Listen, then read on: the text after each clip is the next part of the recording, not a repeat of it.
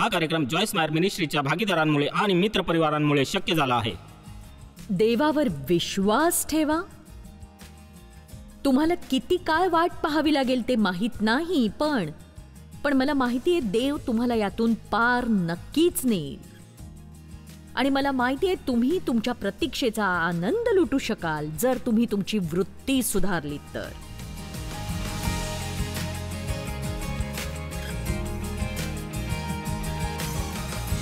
तुम्ही त्रास आणि वेदनेतून जाताय म्हणून आश्चर्य वाटून घेऊ नका. देव तुमची वाढ करतोय.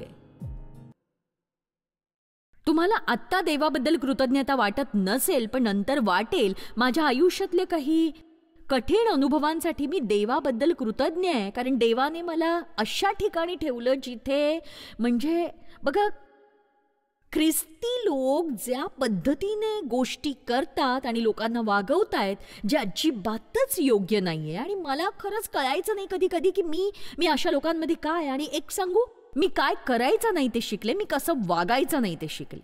आणि कधी कधी इतर लोकांना वाईट वागवू नये हे शिकण्याचा एकच मार्ग असतो, तो म्हणजे तुम्हाला कुणीतरी वाईट वागवतं तेव्हाच तुमच्या ते लक्षात येतं.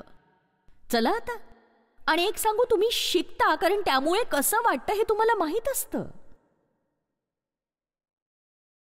तुम्हाला माहित नाहीये आज तुम्हाला मदत करण्यासाठी मला कशातून जावं लागलंय.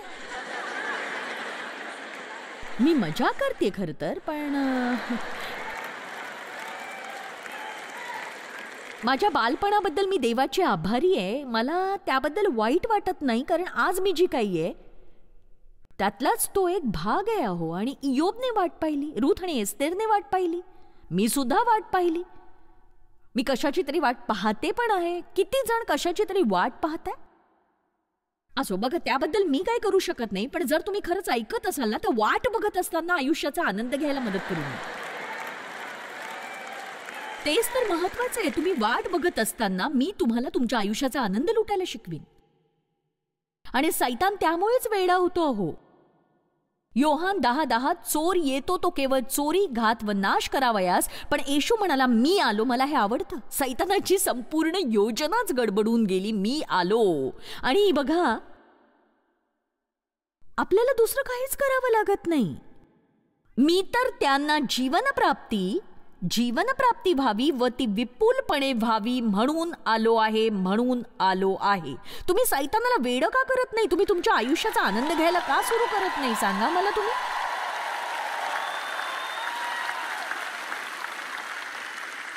रोजच्या सामान्य आयुष्याचा आनंद कसा घ्यायचा हे शिकायला हवं तुम्ही.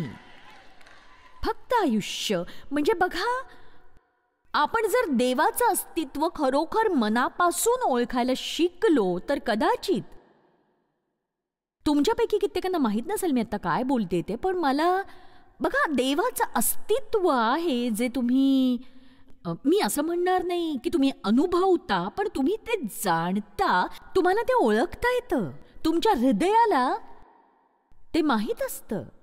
बघा, देव आपल्याबरोबर सतत असतो. फक्त आपण ते ओळखायला हवं, तरच आपण आनंदित होऊ शकतो आहो. प्रयत्न तर करून पहा.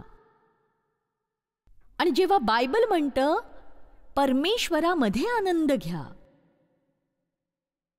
कुठल्या तरी अध्यात्मामध्ये ना एक खोल असा आत एक आनंद आहे. मग तुमच्या समस्या कितीही मोठ्या असू द्या, जर तुम्ही देवाच्या अस्तित्वात वेळ घालवला, तुम्हाला माहित असेल तो तुमच्याबरोबर चालतोय, तर बाकीच्या सगळ्या गोष्टी नजरेआड होतात. कारण तुम्हाला माहित असतं की देव तुमची काळजी वाहणार आहे. कुठेतरी कधीतरी ज्या दिवशी तो छान तयार होईल आणि तो त्याची काळजी घेईल. पण आपण ना कशाची तरी वाट पाहत असतो आणि कधी कधी ते देवाने आपल्याला सांगितलेलं नसतं.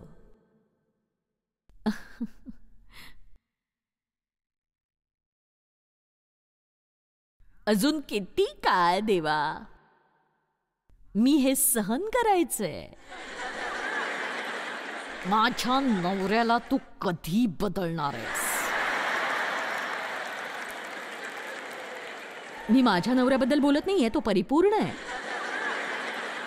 किमान त्याला वाटतं तरी तसं.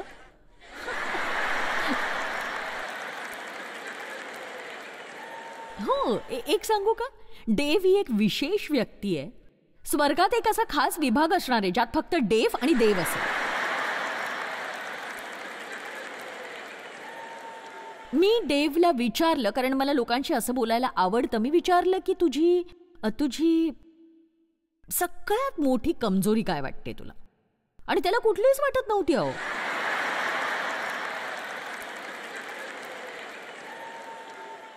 आता काय करायचं सांगा? आणि ते तसं नाहीये, म्हणजे त्याला त्याच्या कमजोरी माहिती आहेत, पण देव त्या स्वतःसाठी वापरतो. त्याच्या व्यक्तिमत्वाचा भाग येतो. तो अजिबातच असुरक्षित नाहीये. आणि बघा, लोक त्याच्याबद्दल काय विचार करतात त्याची त्याला पर्वाच नाही.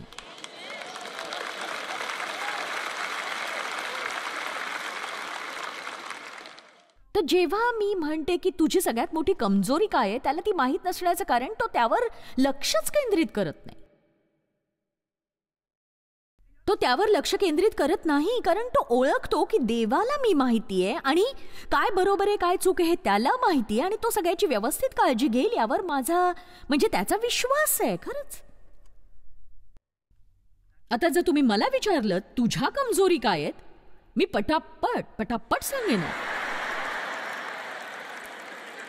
कारण मी स्वतःला बदलण्याचा इतका प्रयत्न केलाय. चला, आता तुम्हाला कळलं मी प्रयत्न केला.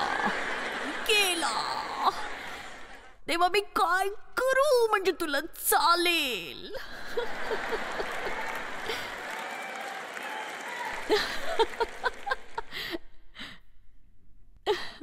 जसं की आपल्याला वाटतं की आपल्या करण्याने ते सगळं बदलणार आहे, आणि उत्तर काय आहे सांगू तुम्हाला? त्याला आपण त्याच्यात विश्वास ठेवायला हवाय, श्रद्धा असायला हवी आपली, चांगल्या वृत्तीने वाट बघायला हवी आहे. पण मी काय केलं? हो, पण तरीही सांग मी काय करू? आपण करण्यापासून पळू शकत नाही. आपण मानवी कृती नाही आहोत, मानवी जीव आहोत. प्रेषितांची कृत्य अध्याय 1 वचन 6-7. मग ते एकत्र असताना त्यांनी त्याला विचारले, प्रभूजी, याच काळात आपण इस्रायलाचे राज्य पुन्हा स्थापित करणार काय? तो त्यांना म्हणाला, जो काल व समय पित्याने स्वतःच्या अधिकारात ठेवले आहेत ते जाणणे तुम्हाकडे नाही. तुम्ही यावर विश्वास ठेवू शकता का? इथे काहीतरी आहे जे तुम्हाला माहीत असायला नकोय. तुम्हाला प्रत्येक गोष्ट माहीत असायची गरज नाहीये. चला, आता शेजारच्याला सांगा, तुला प्रत्येक गोष्ट माहीत असायची गरज नाहीये.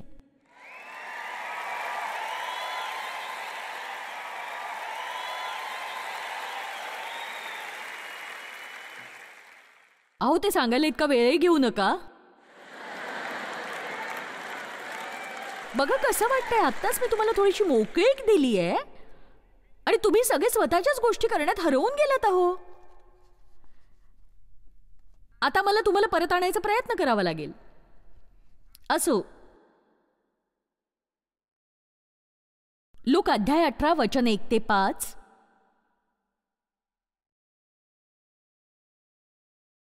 त्यांनी सर्वदा प्रार्थना करावी व खचू नये याविषयी त्यांनी त्यांना एक दाखला सांगितला. तो असा, एका नगरात कोणी एक न्यायाधीश होता. तो देवाला भीत नसे व माणसाला जुमानत नसे.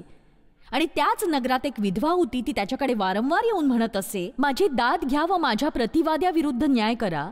पण काही काळापर्यंत तो ते करीना. परंतु नंतर त्याने मनात म्हटले, जरी मी देवाला भीत नाही व माणसाला जुमानीत नाही, तरी ही विधवा मला त्रास देते म्हणून मी तिचा न्याय करीन, नाहीतर ती नेहमी येऊन मला अगदी रंजीस आणील. चला, आता म्हणजे मी देवाला सांगितलंय की मी गप्प बसणार नाहीये, आणि जोवर बदल घडत नाही मी अशीच राहणार आहे. देवाला कळू द्या की तुम्ही सोडून देणारे नाही आहात. ते उद्धट होणं नाहीये.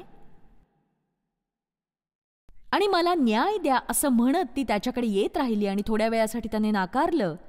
पण नंतर तो स्वतःशी म्हणाला, जरी मी देवाला भीत नाही व माणसाला जुमानीत नाही, तरी ही विधवा मला त्रास देते म्हणून मी तिचा न्याय करीन, म्हणजे तिच्या सततच्या येण्याने ती मला मारणार नाही.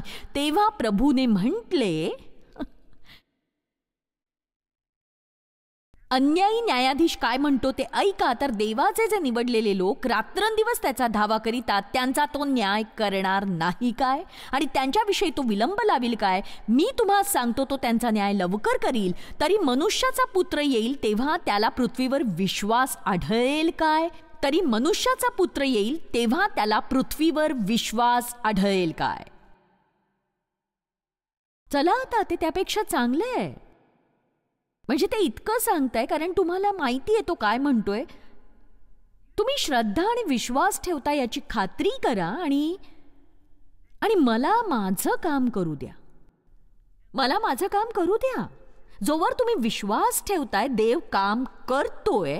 आणि आपल्याला कशात राहायची गरज आहे ते मी सांगते. मी हे अनेक वर्ष करते. जेव्हा मी कशाची तरी वाट पाहते तेव्हा खरंच खूप उपयुक्त आहे. मी विचार करते की माझ्या मनात येतं की किती वेळ झाला. मग माझं मन नकारात्मक होतं आणि मी मोठ्याने असं म्हणते की देव काम करतोय. देव काम करतोय आणि त्याचा उपयोग होतो, कारण तो करत असतो. आणि जेव्हा तुम्हाला संधी मिळते, ती मिळायच्या आदल्या क्षणाला देवाने सुरुवात नसते केलेली आहो. देव तुमच्या आयुष्यात आत्ताही काम करतोय. त्याने तुमच्या प्रार्थना ऐकल्यात. तो तुमच्या परिस्थितीबद्दल काम करतोय. पण विशेषतः जेव्हा तुम्ही इतरांसाठी प्रार्थना करता, देव त्या ऐकण्यासाठी किती वेळ लावेल यावर तुमचं नियंत्रण नसतं. हे लक्षात घ्या तुम्ही. खरंच तो त्याचा वेळ घेणार. इब्री अध्याय 11 वचन 1 आणि 6. विश्वास हा आशा धरलेल्या गोष्टींविषयीचा भरवसा. पण लक्षात घ्या, आशा म्हणजे काय? ती एक सकारात्मक अपेक्षा आहे की माझं काहीतरी चांगलं होणार आहे. तर बघा, विश्वास हा आशा धरलेल्या गोष्टींविषयीचा भरवसा आणि न दिसणाऱ्या गोष्टींबद्दलची खात्री आहे. विश्वास असतो जेव्हा तुम्हाला काही दिसत नाहीये किंवा तुम्हाला काही चांगलं वाटत नसतं, तुमच्या मनात अनुत्तरित प्रश्न असतात. विश्वास हा हृदयाच्या गोष्टींशी संबंधित नसतो. विश्वास हे मानतो की देव काम करतोय आणि काहीतरी चांगलं होणार आहे. आणि जेव्हा त्याभोवतीचं सगळं पूर्णतः उलट असतं खरं तर,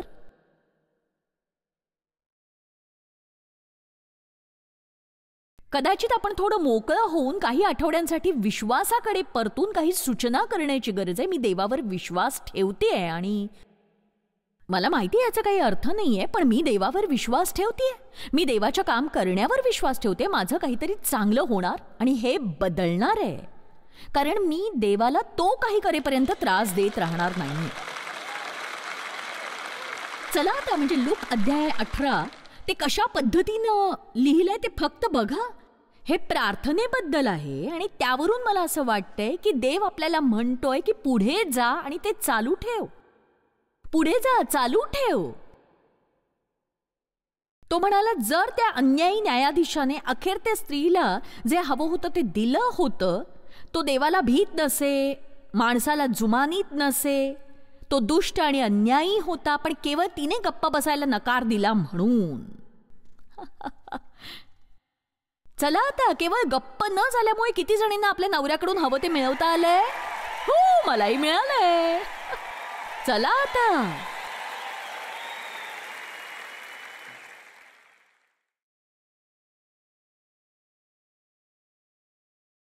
तुम्हाला कळलंय ते?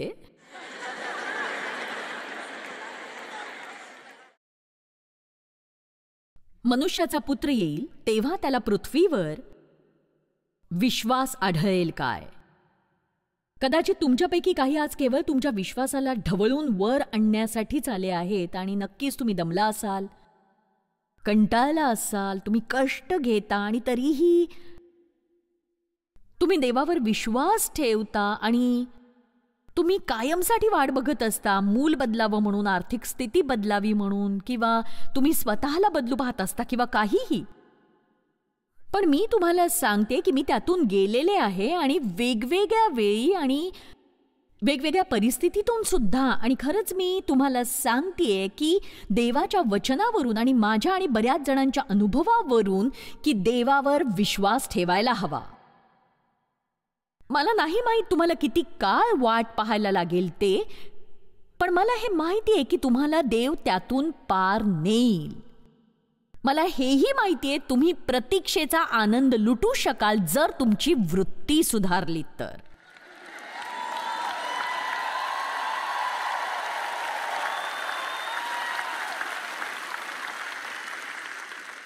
तुम्ही म्हणता मला जे वाटतं त्याबद्दल माझा नाईलाज आहे. कदाचित नाही, पण तुम्ही तुमचं वागणं नियंत्रित करू शकता. तुम्ही करू शकता हे मला कसं माहिती? कारण बायबल म्हणतं आपल्याकडे स्वनियंत्रण आहे. स्वनियंत्रण म्हणजे तुम्ही स्वतःला नियंत्रित करू शकता. जर तुम्हाला ते कळलं नसेल तर विश्वासापासून त्याला संतोषविणे अशक्य आहे, कारण देवाजवळ जाणाऱ्याने असा विश्वास ठेवला पाहिजे की दोन गोष्टी तो आहे आणि तो प्रतिफळ देणारा आहे.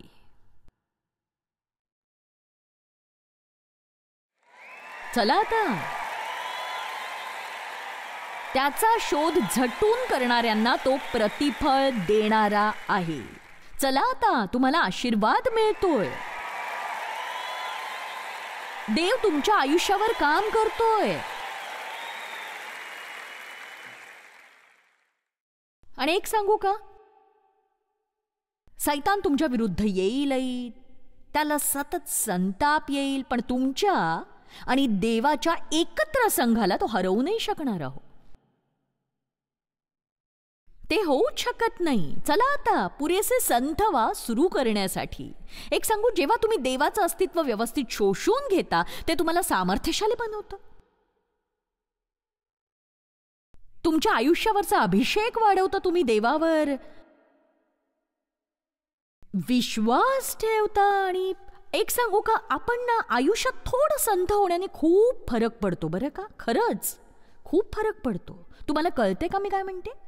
तुम्हाला कळते याची खात्री हवी आहे मला. मला तुमचं माहित नाही, पण मी सतत घाई करून दमले आहे. मला अजिबात सांगू नका चल चल चल लवकर चल जॉयस कम ऑन. मला नाही ऐकायचं आता ते.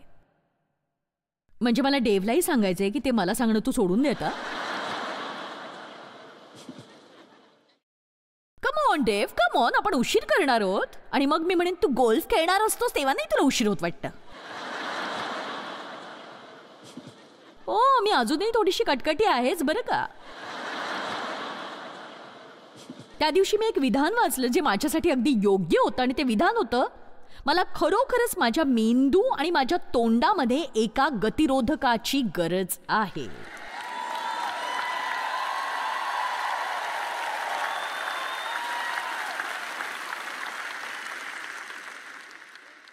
किती जणांना असा गतिरोधक हवाय सांगा?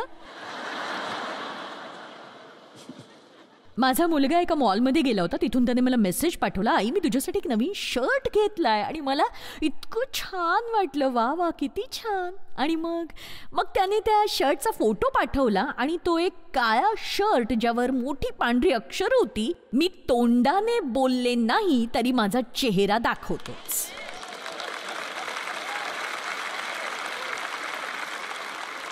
सगळा नवीन शर्ट घेतल्याचा आनंदच निघून गेला.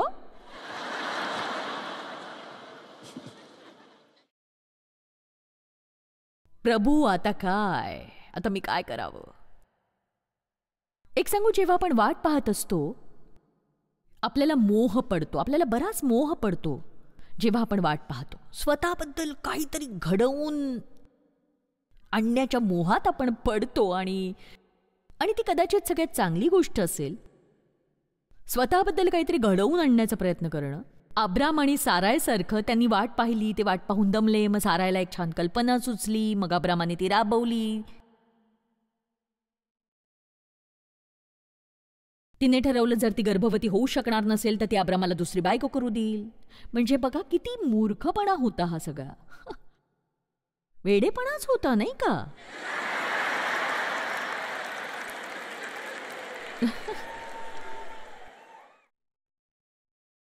माझा पुरुष माझाच राहील.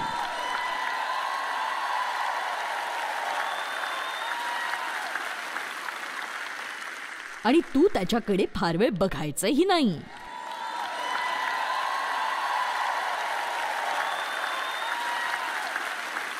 कुठली स्त्री स्वतःच्या नवऱ्यासाठी दुसरी बायको आणेल सांगा मला?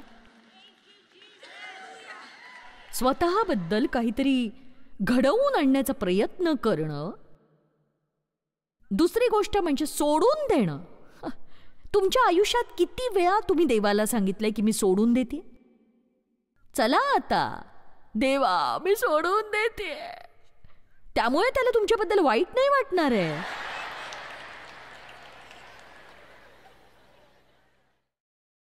देवा मी सोडून देते. अगं तू त्यातून बाहेर पड आणि परत सुरू कर. तुम्ही वाट बघत असताना इतर लोक जर तुम्ही ज्यातून जाताय त्यातून ते जात नसतील तर तुम्हाला त्यांच्यावर रागवावंसं वाटतं? काहींच्या आयुष्यात अडचणी दिसत नाहीयेत बहुतेक आणि तुमच्यामध्ये सगळं छानच आहे अगदी, नाही का? अशांचा तुम्ही मत्सर करता. तुम्हाला सतत वीट आलेला असतो. तुम्ही सतत आजारी असता आणि तुमच्या मैत्रिणीला 7 वर्षाचा आधी सर्दी झालेली नसते. आणि तुम्ही तोंडावर तर तिच्यावर प्रेम करत असता पण आतून तुमची चिडचिड होत असते खूप.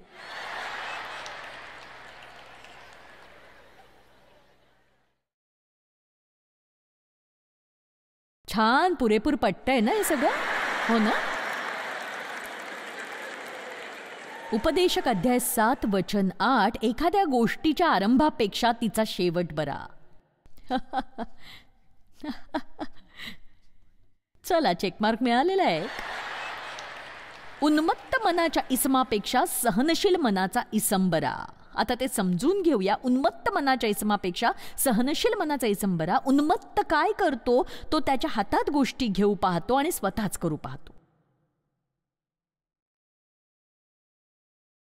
तर सहनशील देवाची वाट पाहतो.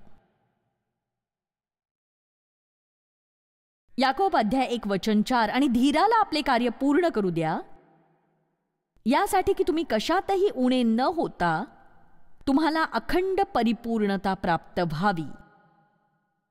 आयुष्यात अशाही गोष्टी असणार आहेत ज्या तुम्हाला माहित नाहीत.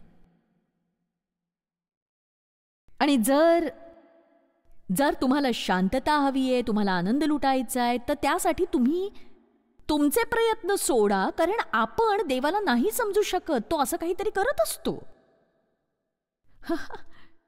म्हणजे मला हे अजून समजत नाही. मी वर्षानुवर्ष ते वाचतेय. योहान अध्याय 9 वचन 6-7, तो जमिनीवर थुंकला, थुंकीने त्याने चिखल केला, तो चिखल त्याच्या डोळ्यास लावला. आता येशू बघा ते ऐकायला नाही चांगलं वाटत. तो जमिनीवर थुंकतो आणि मग त्याला म्हटले जा शिलोह नावाच्या तळ्यात धू. मग त्याने जाऊन धुतले व तो डोळस होऊन आला. बघा कधी कधी देव काहीतरी वेगळं करतो, आपण त्याच्यावर विश्वास ठेवतोय हे बघण्यासाठी आणि त्यानुसार जगण्यासाठी. म्हणजे ते दुसरं काही नाही. येशूला फक्त बघायचं होतं की तो माणूस त्याच्यावर विश्वास ठेवतोय आणि त्याला जे सांगितलंय ते तो करतोय की नाही. चला तर तुम्ही कदाचित तुमच्यासाठीचा चमत्कार हुकवला असेल, मीही माझ्यासाठीचा हुकवला असेल. कारण मूर्खासारख्या दिसणाऱ्या, मला न समजणाऱ्या गोष्टी करण्या इतकी मी नम्र नाहीये म्हणून. थोडक्यात काय तर आपल्याला कळत नाही अशा पुष्कळ गोष्टी असू शकतात. कारण माझ्या कल्पना तुमच्या कल्पना नव्हत, माझे मार्ग तुमचे मार्ग नव्हत असे परमेश्वर म्हणतो. कारण आकाश जसे पृथ्वीहून उंच आहे तसे माझे मार्ग तुमच्या मार्गाहून, माझ्या कल्पना तुमच्या कल्पनांहून उंच आहेत. मला फक्त एवढी आठवण करू द्या की देव तुमच्या आयुष्यावर काम करतोय. आणि मी सांगते, जर देवाच्या मते तुम्ही पूर्ण विश्वासाने एखादी प्रार्थना म्हटली असेल तर देव काम करतोय. चला आता तुम्हाला कितीही वेळ वाट बघावी लागली तरी देव काम करतोय. चला आता तुमची मान वर करा, खांदे खाली लटकले ते ताठ करा आणि तुमच्या चेहऱ्यावर स्मित आणून म्हणा, देव माझ्या आयुष्यावर काम करतोय, देव काम करतोय.